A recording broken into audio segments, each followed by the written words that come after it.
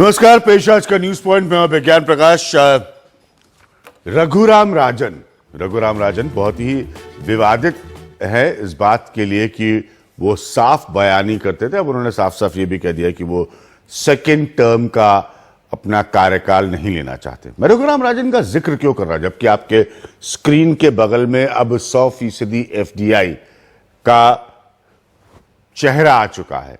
मैं रघुराम राजन का इसलिए जिक्र कर रहा हूं क्योंकि रघुराम राजन ने एक बात कही थी जो बहुत सारे अर्थशास्त्री मानते हैं कि जीडीपी का हम जिस तरह से कैलकुलेशन करते हैं, जीडीपी का हम जिस तरह से आकलन करते हैं, वो कई बार बड़ा गलतफहमी बना होता है।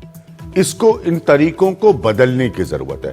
मैं जीडीपी के आकलन की क्यों बात कर रहा हूं? क्योंकि सरकार जब भी, मनमोहन सिंह की सरकार और मनमोहन सिंह खुद भी यही करते थे, जब भी वो तरक्की की बात करती है या ये बताने की कोशिश करती है कि आंकड़ों के माध्यम से सरकार कितनी बड़ी तरक्की कर रही है, तो वो जीडीपी का हवाला देती है। लेकिन क्या ये तरक्की सही मायनों में तरक्की होती है?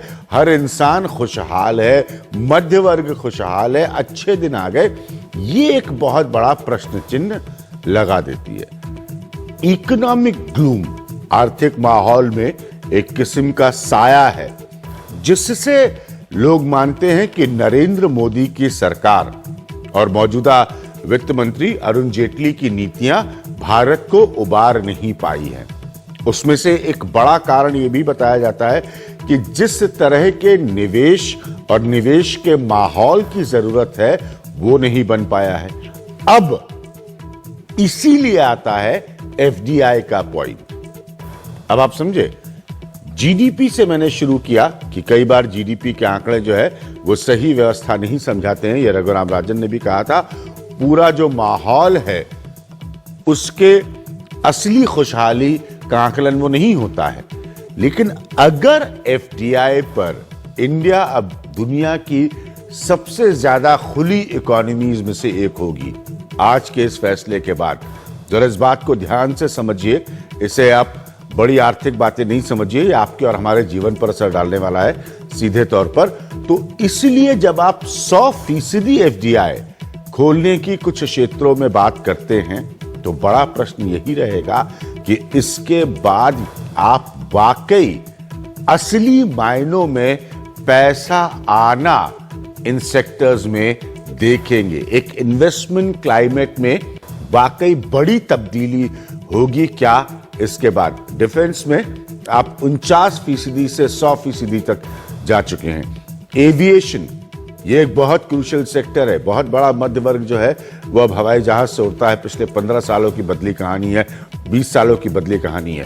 क्या इसको आप फिर बदल पाएंगे? ब्रॉडकास्ट, जिस इंडस्ट्री से मैं जुड़ा हूं, इसमें भी एक बड़ा तब्दीली और फैसला आया। तो इसीलिए देखना अब ये होगा कि एफडीआई को इस स्तर पर खोलने के बाद 1991 में लिबरलाइजेशन की प्रक्रिया जो है, उदारीकरण की प्रक्रिया जो है वो शुरू हुई थी। नरसिम्हा राव प्रधानमंत्री थे और मनमोहन सिंह इस देश के वित्त मंत्री थे। उसके बाद आके इतने वर्षों के बाद ये एक बार में इतना बड़ा फैसला है। सबसे पहले आप ये रिपोर्ट देखिए, फिर मैं अपने मेहमानों के पास आता हूं। विदेशी कंपनियां अब भारत में पूरी तरह से अपने पैसों से रक्षा हथियार बना सकेंगी, वो विमान भी उड़ा सकेंगी। विदेशी पूंजी को बड़ा न्योता देते हुए प्रधानमंत्री नरेंद्र मोदी की अध्यक्षता में उच्च स्तरीय समिति ने एफडीआई नीति में काफी बड़े बदलावों का ऐलान किया। सोमवार को किए गए फैसलों के मुताबिक रक्षा और उड्डयन क्षेत्र में सरकारी मंजूरी से 100% विदेशी पूंजी लगाई जा सकेगी। E commerce, cable network, mobile TV और डीटीएच में भी 100% एफडीआई की इजाजत दी गई है। ग्रीनफील्ड फार्मा में ऑटोमेटिक रूट से 100% विदेशी निवेश हो सकेगा। It has been an exercise where we have made sure that इस कदम के जरिए हमने ये बात सुनिश्चित कर ली है कि मेक इन इंडिया के लक्ष्य के साथ और रोजगार बढ़ाने को ध्यान में रखते हुए विदेशी पूंजी के आगमन को साफ दिशा दी जाए और पक्का किया जाए कि भारत मैन्युफैक्चरिंग हब बने। India becomes a manufacturing hub. सरकार का कहना है कि पिछले वित्तीय वर्ष में भारत में 55 अरब डॉलर से भी ज्यादा विदेशी निवेश हुआ, जो अब तक का सबसे अधिक है। मगर इसे और बढ़ाया जा सकता है और इसीलिए ऑटोमेटिक रूट से कुछ क्षेत्रों में 100% विदेशी निवेश का रास्ता निकाला गया है। सोमवार के फैसलों के बाद विदेशी निवेश के मामले में भारत की अर्थव्यवस्था दुनिया की सबसे अधिक मुक्त अर्थव्यवस्था बन गई है। पिछला जो रिफॉर्म प्रोसेस मोदी जी ने लिया था उसको एक नेक्स्ट लॉजिकल स्टेप है, जिसमें 2 इंडस्ट्रीज बहुत महत्वपूर्ण है हमारे यहाँ पे मैन्युफैक्चरिंग सेक्टर को बढ़ावा देने के लिए, मेक इन इंडिया प्रोजेक्ट को बढ़ावा देने के लिए, एम्प्लॉयमेंट जनरेशन के लिए इसमें बहुत बड़ा पोटेंशियल है। हालांकि विपक्षी पार्टियों का आरोप है कि आरबीआई गवर्नर रघुराम राजन के दूसरा कार्यकाल न लेने के ऐलान के बाद शेयर बाजार को गिरने और विदेशी निवेशकों में हड़कंप रोकने के लिए ऐसा किया गया है। विपक्ष का कहना है कि बीजेपी जब सत्ता में नहीं थी तब रक्षा जैसे क्षेत्रों में एफडीआई का विरोध करती थी। यही बीजेपी जिसने हमेशा एफडीआई का विरोध किया है, आज वही बीजेपी कहती है कि एफडीआई जादू की छड़ी है।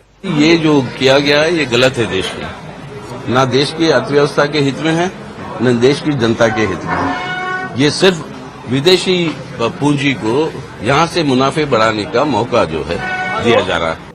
आरएसएस के सहयोगी संगठन स्वदेशी जागरण मंच ने एफडीआई बढ़ाने के फैसले का विरोध किया है। किसी भी एफडीआई का हम घोर विरोध करेंगे और अगर ये खुदरा में अगर सरकार कोशिश भी करती है कि एफडीआई आए तो हम पूरे देश भर में उसका विरोध करेंगे।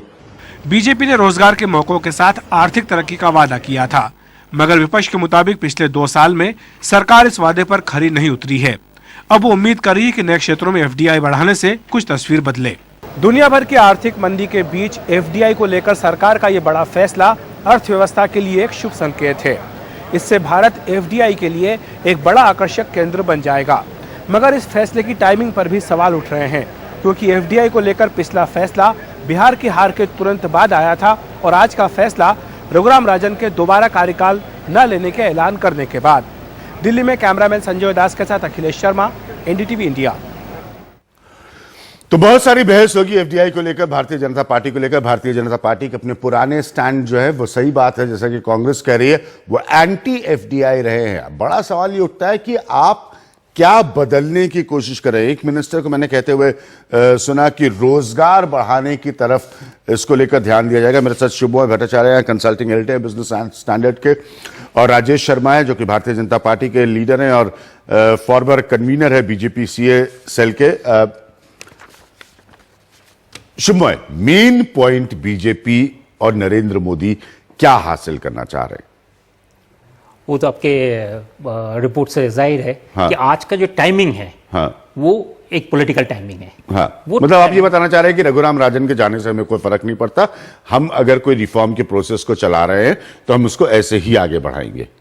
एक वो बहुत बड़ी चीज है और ये बात सही भी है कि किसी भी मुझे बड़ा दिलचस्प लगता है रघुराम राजन इतना इंपॉर्टेंट है सरकार के लिए कि उनके जाने की घोषणा पे, वैसे जाना उनको 4 सितंबर को है, जाने की घोषणा पे आप इतना बड़ा फैसला लेते हैं कि आप 100% एफडीआई खोल दे डिफेंस जैसे सेक्टर्स में, एविएशन जैसे सेक्टर्स में। अभिज्ञान, एक चीज है कि किसी भी सरकार के लिए सेंट्रल बैंक गवर्नर है नहीं है, क्या पोजीशन ले रहे हैं, ये बहुत ही मायने रखते हैं। तो इसलिए रघुराम राजन का सैटरडे का जो स्टेटमेंट है उसको नजरअंदाज करने का कोई सवाल ही नहीं है, क्यों?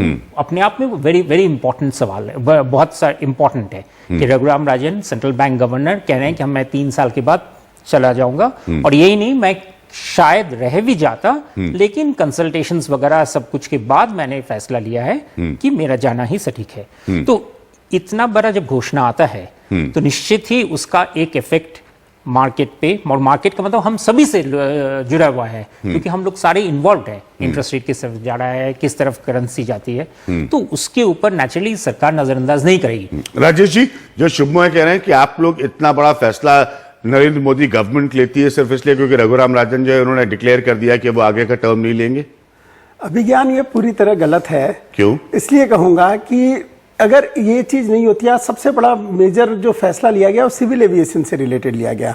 सिविल एविएशन में बाहर की कंट्रीज एफडीआई 100% उनको अलाउ किया गया। दूसरा, हमारे जो एग्जिस्टिंग पोर्ट्स हैं उनको डेवलप करना है, उनको डेवलप करने के लिए भी हम लोगों ने 100% अलाउ किया है। इससे रिलेटेड 1 हफ्ते पहले ही एक पॉलिसी क्लियर हुई है कैबिनेट में, जिसमें हम जितने छोटे शहर है वहां पे हमारे जो ट्रैफिक है, एयर ट्रैफिक बहुत कम है। भारत में जो मिडिल क्लास के लोग हैं और जो लोग हैं जो अफोर्ड नहीं कर सकते हैं, उनको भी हम चाहते हैं कि वो शहरों को भी एयर ट्रैफिक से जोड़ा जाए और एयर पैसेंजर हमारे यहाँ बढ़े। आज इंडिया की पॉपुलेशन के हिसाब से अगर हम कंपेयर करें जिस तरीके से इंडिया की ग्रोथ हो रही है, तो हमारा एयर पॉपुलेशन काफी कम है। तो एयर पॉपुलेशन को हमें बढ़ाना है और उसके लिए हमारे को बाहर से बड़े प्लेयर्स लेके आने हैं। इंडिया के इंफ्रास्ट्रक्चर को डेवलप करना है, पोर्ट के इंफ्रास्ट्रक्चर को डेवलप करना है। और एक वीक पहले कोई डिसीजन हुआ, रघुराम बाजन उसके बाद में कुछ कर रहा है और आज उसी के तहत ये एफडीआई को अलाउ किया गया। एक वीक पहले एक डिक्लेरेशन आई है। और दूसरी चीज है डिफेंस की। डिफेंस नवंबर में 49% खोला गया था और उसी समय कहा गया था कि आगे, क्योंकि इंडिया के अंदर में पिछले 60 सालों में डिफेंस कभी भी इंडिया में मैन्युफैक्चर नहीं हुआ और हर समय हमारा मेजर चंक जो भी इस देश की कमाई होती है, टैक्स की कमाई, हार्ड एंड मनी, वो सारा का सारा डिफेंस इंपोर्ट में चला जाता है। आज कांग्रेस ने जो एक कमी रखी थी कि इंडिया में डिफेंस नहीं क्रिएट किया, डिफेंस मैन्युफैक्चरिंग नहीं क्रिएट करी, इसकी प्रॉब्लम है। आज हम लोगों ने अगर रशिया की इकोनॉमी को हमने चलाया है डिफेंस के लिए पैसे दे दे करके, डिफेंस इक्विपमेंट खरीद करके, यूएस को भी हमने बहुत बड़ा अमाउंट आज तक पे किया है डिफेंस इक्विपमेंट खरीद के। तो अगर हमारे कंट्री में वो मैन्युफैक्चर होगा, हमारे लोगों को रोजगार मिलेगा। और अगर आप 15-16 को देखते हैं तो 55.156 बिलियन यूएस डॉलर इंडिया में एफडीआई का इन्वेस्टमेंट हुआ है। आज चाइना और यूएस को भी हम क्रॉस करेंगे। It is number 1 destination. तो हमें यह चीज मानना पड़ेगा कि India is a flourishing country, India is a growing country और इसमें हमें ऐसे स्टेप्स नहीं लेंगे तो हमारे लिए आज के दिन जो इंडिया की यंग जनरेशन है, लॉन्ग टर्म इकोनॉमी के लिए आपके हिसाब से बहुत अच्छा फैसला है सर। ये सबसे बड़ी चीज है जॉब क्रिएशन। जॉब क्रिएशन अगर हमारे पास में बाहर की कंट्री इंडिया में मैन्युफैक्चर करेगी तो job creation will be a major area. और आज के दिन इंडिया की जरूरत है, इंडिया में सबसे ज्यादा यूथ है, India is youngest country in the world, youngest population सबसे ज्यादा है। ऐसी बातें आप बता रहे हैं, जॉब क्रिएशन भी आपने करा दी इतनी देर में, खरा भारतीय जनता पार्टी की तरफ से बोल रहे हैं तो मुझे कोई एतराज नहीं है। चुम्बो प्रॉब्लम ये है, ये अपना ले आए रटी रटाई लाइन लेके कि जॉब क्रिएशन हो जाएगा और पोर्ट्स बन जाएंगे और एविएशन इंडस्ट्री खुल जाएगी और डिफेंस में हमें पता है अमेरिका हमको डिफेंस में क्या देता है, हमें कौन सी टेक्नोलॉजी हैंड ओवर करता है। तो मेरा पॉइंट ये है कि आते ही पहला एजेंडा क्या था नरेंद्र मोदी का जब वो 2014 में बिग टिकट इन्वेस्टमेंट की बातें करना। ठीक है, ये इधर से आ गया पैसा, उधर से आ गया पैसा, एक माहौल बनाया। ग्राउंड पे क्या हो रहा है किसी को नहीं पता। उसके बाद जब अगला बजट आया, मैंने इसके ऊपर एक एडिटोरियल लिखा, फिर आपने रीफोकस किया रूरल इकोनॉमी पे, क्योंकि आपको एकदम से लगा कि खाली ये बड़ी बड़ी बातें करके, बिग टिकट इन्वेस्टमेंट करके ये सब नहीं होगा। आपने रूरल इकोनॉमी में फोकस किया। अब आप 100% एफडीआई खोल रहे हैं। क्या आपको वाकई लगता है कि सब लोग मान जाएंगे इससे कि ये जॉब क्रिएशन होने वाला है? अभी ये मैं नहीं कहता हूं कि ये एक जो सीक्वेंस है उसमें कहीं गलती है, ये मैं नहीं कह रहा हूं। एंड ये सही है क्योंकि रूरल इकोनॉमी का डेवलपमेंट का मतलब ये नहीं है कि एफडीआई 56.4% वर्कफोर्स जो है आपकी आज भी इस मुल्क में वहां पर लगी हुई है। और उससे आप जनरेशन करते हैं। पिछली बार इनके जितने भी अनाउंसमेंट्स इन्होंने पिछले बजट में किए हैं, तो या तो ये बिल्कुल स्पष्टता बता दे भारत वाली वर्सेस इंडिया वाली थ्योरी में ये कहां पे खड़े हैं, कहां पर इनको ज्यादा इन्वेस्टमेंट चाहिए। अभी क्या देखिए कि रूरल इकोनॉमी की हालत बहुत खराब है। रूरल इकोनॉमी में हालत अगर खराब है तो वो इसलिए नहीं कि एफडीआई की वजह से हुआ है। एफडीआई इज नेसेसरी, बहुत ही जरूरी है कंट्री के लिए। और मैन्युफैक्चरिंग कितने परसेंटेज तक जाके, कितने परसेंट से आज आपने जो एफडीआई का फैसला लिया शुभमय, उसके बाद जैसे हम सॉफ्ट मैनेजमेंट की भाषा में अंग्रेजी में कहते हैं, आपने कंट्रोलिंग स्टेक्स दे दिए। और तो मुझे नहीं लगता है कि एफडीआई 100% होना कहीं गड़बड़ है। वो उसका वजह यह है कि जैसे ही स्टेक्स में 74%, 50% वगैरह ये सब चीजें जो मेजरमेंट होता है ना, ये मेजरमेंट में एक ही चीज होता है, वो है कॉर्पोरेट लॉयर्स को फायदा होता है कि वो मेजरमेंट करते रहे कि भैया फलानी जगह से किसी ने एक शेयर खरीद लिया, उससे इतना परसेंटेज स्विंग हो गया, उससे सिर्फ फजीता ही होता है, कुछ लाभ कुछ नहीं होता है। सो 100% अगर खोलना है तो 100% खोलना है। और मैं इसको बहुत अच्छी तरह मानता हूं कि ये बहुत ही it's that way is welcome step है कि आप खोलना चाहते हैं तो 100% में ही जाइए। आपको मॉनिटरिंग का झमेला नहीं होगा। रेगुलेटरी कैपेसिटी हमारी इतनी ज्यादा अच्छी नहीं है, इसलिए उसके ऊपर ये थोपना कि आप हमेशा मेजर करते रहे, कस्टोडियन बैंक्स बहुत सारे लफड़े हैं, उसके चलते हुए ये अच्छा चीज है। ये चीज जॉब क्रिएशन वो अलग चीज है। आप जो 60% के करीब जैसे हमारे एग्रीकल्चर सेक्टर नहीं, रूरल सेक्टर पे जो लेबरर्स हैं उनको वहां पे रख के कोई चांस नहीं है कि वो सेक्टर्स में उनको अच्छा कुछ एम्प्लॉयमेंट मिलेगा। इसलिए उनको मैन्युफैक्चरिंग सेक्टर की तरफ पुश करना ही पड़ेगा। और अगर मैन्युफैक्चरिंग सेक्टर में अगर पुश करना है तो निश्चित ही मैन्युफैक्चरिंग सेक्टर में एम्बिशन रखना पड़ेगा। क्या हालत रही है पिछले 2 साल में, उनकी क्या तकलीफें रही पिछले 2 साल में? तो खाली एफडीआई अलाउ करके कि आप 100% पैसा लाकर यहां मैन्युफैक्चरिंग करना शुरू कर दीजिए तो मैन्युफैक्चरिंग सेक्टर टर्न अराउंड हो जाएगा, ये कौन सी थ्योरी पर गवर्नमेंट काम कर रही है? जो चीज राजा ने भी कहा था कि FDI is a better thing FII से, क्योंकि एफडीआई लॉन्ग टर्म मनी है।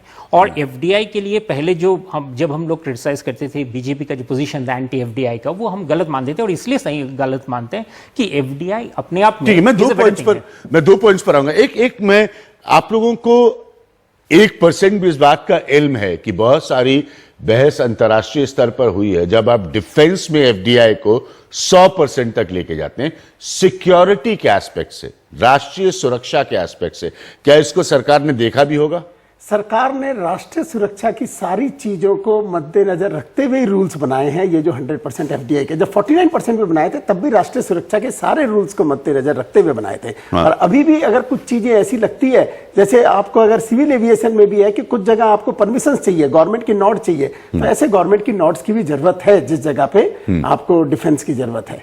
तो आपको लगता है कि वो कानून बनाकर सरकार निश्चिंत और सुरक्षित महसूस करेगी? सर, आज के दिन ये एक डेवलपिंग रूट है जिसके ऊपर में चल रही है कुछ दिनों से सरकार, और आज एफडीआई आ रही है। एफडीआई जब इंडिया के अंदर में आ रही है, इंडिया के पास फॉरेन रिजर्व बढ़ते ही ये जो डॉलर और रुपये का जो रेशियो है, ये रेशियो धीरे धीरे सुधरना चाहिए और ये रेशियो सुधारने की जरूरत है। रुपये कहीं ना कहीं स्ट्रांग करने, डॉलर और रुपये के रेशियो को सुधारना चाहिए, उसको सुधारने की जरूरत है। वक्त हमारे लिए एक ब्रेक का, हम अगले, इसीलिए मैं कह रहा हूं कि देखिए एफडीआई अलाउ करना अंग्रेजी का ही जुमला है, इन प्रिंसिपल, इससे ऐतराज नहीं है। अलाउ करके आप अंततः क्या हासिल कर रहे हैं, प्रश्न उस बात का है। यह बहुत इंपॉर्टेंट है। यह छोटा फैसला नहीं है कि आप इतने बड़े पैमाने पर आप इस आर्थिक स्थिति में दरवाजे खोल रहे हैं। हम वापस आएंगे। नरेंद्र मोदी गवर्नमेंट ने यह फैसला लिया है, उनकी सरकार का यह फैसला है। मैं इस बात को समझने की कोशिश कर रहा हूं कि इससे मौलिक लाभ इस देश हिंदुस्तान को क्या होने वाला है। वापस आते हैं इस पॉइंट पे।